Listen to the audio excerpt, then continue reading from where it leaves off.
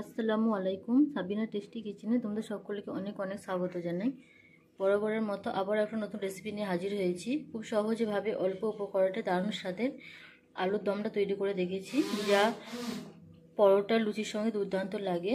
তো চলো বন্ধুরা, দেখে নাও কেমন করে দারুণ স্বাদের আলুর দমটা আমি তৈরি করেছি। তার আগে তুমি যদি চ্যানেলে নিউ হও, প্লিজ চ্যানেলটা সাবস্ক্রাইব করে দেবে, পাশে থেকে বেল বাটনটা প্রেস করে দেবে, কারণ আমি যখন নতুন কোনো রেসিপি শেয়ার করবো সবার আগে তোমাদের ফোনে পৌঁছে যাবে। চলো বন্ধুরা, দেখে নাও কেমন করে দারুণ স্বাদের আলুর দমটা তৈরি করি। এখানে আমি 500 গ্রাম মতো নতুন আলু নিয়েছি। আলুটাকে খুব ভালো করে ধুয়ে নিয়েছি। এবার এটাকে আমি একটা প্রেসার করে সিটি দিয়ে নেব। আলুটাকে আমি পাশে প্রেসার করে সেদ্ধ করতে দিয়েছি, ততক্ষণ আমি মশলাটা কষিয়ে নেব। তার জন্য ওভেনটা জ্বালিয়ে ওভেনে একটা কড়াই বসিয়েছি। এবার এর মধ্যে পরিমাণ মতো সর্ষের তেল দিয়ে দেব।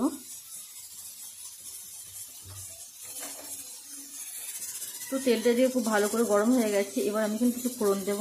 2 শুকনো লঙ্কা, 1 চামচ সাদা জিরে, 2 এলাচ আর 3টে লবঙ্গ। খুব ভালো করে আমি একটু গরম করে নেব এটা। তো ফোড়নটা এখানে দিয়ে নেওয়া হয়ে গেছে। এখানে আমি 3টে মাঝারি সাইজের পেঁয়াজ কুচি করে কেটে নিয়েছি, এটা দিয়ে দেবো। তো পেঁয়াজটা একটু লাল করে ভেজে নেব। তার জন্য এখানে আমি 1 চামচ নুন দিচ্ছি, নুনটা বুঝে দেবে। খুব ভালো করে একটু আমি পেঁয়াজটাকে লাল লাল করে একটু ভেজে নেব আমি। তো এদিকে পেঁয়াজটা দেখো ভালো করে ভাজা হয়ে গেছে। এবার আমি দিয়ে দেবো 1 চামচ রসুন বাটা। এবার দেবো 1 চামচ আদা বাটা, আর দিয়ে দেবো 3টে কাঁচা লঙ্কা। তোমরা চাইলে এটা পেস্ট করে দিতে পারো। খুব ভালো করে আমি 2 মিনিট কষিয়ে নেবো এটাকে। এটা খুব ভালো করে কষিয়ে নেওয়া হয়ে গেছে। এবার এখানে আমি 2টো মাঝারি সাইজের টমেটো পেস্ট করে নিয়েছি, এটা দিয়ে দেব।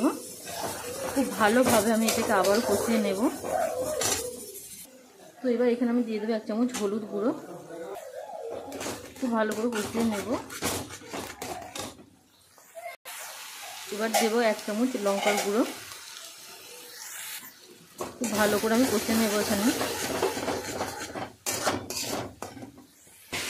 তো এর মধ্যে আমি আর কিছু মশলা দেব না। তো খুব ভালো করে তেল আসা অবধি আমি এটাকে কষে নেব। তো খুব ভালোভাবে এটা তেল ছেড়ে দিয়েছে।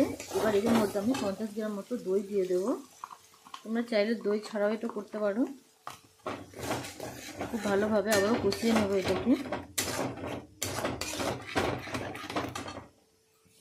তো এবার আমি এর মধ্যে দিয়ে দেব মটরশুঁটি। ভালোভাবে এটাকে 5 মিনিট কষিয়ে নেব।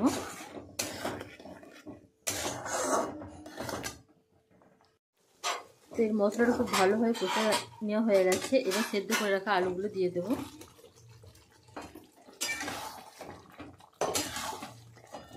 খুব ভালোভাবে এটাকে আমি 5 মিনিট মতো কষিয়ে নেব। তো এটা আমার খুব ভালোভাবে কষে নেওয়া হয়ে গেছে। এবার এর মধ্যে আমি পরিমাণ মতো পানি দিয়ে দেব।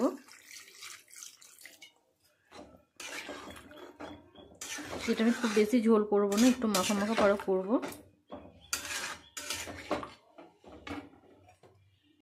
তো এই স্বাদটা যাতে আরও ভালো আসে তার জন্য এখানে আমি 1 চামচ মতো চিনি দিয়ে দেব।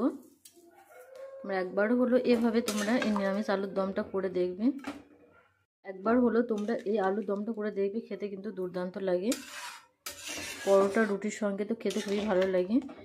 তো এটাকে আমি ফুটে আসা পর্যন্ত একটু অপেক্ষা করব। তো এবার আমি এর মধ্যে দিয়ে দেবো 1 চামচ মতো গরম মশলার গুঁড়ো। দেখলে তো খুব কম মশলায় অল্প উপকরণে আজকে দারুণ স্বাদের আলুর দমটা করে দেখালাম। তোমরা একবার হলো বাড়িতে করে দেবে, খেতে কিন্তু দুর্দান্ত লাগে। তো পানিটা শুকিয়ে আসা পর্যন্ত আমি একটু ফুটিয়ে নেব এটাকে।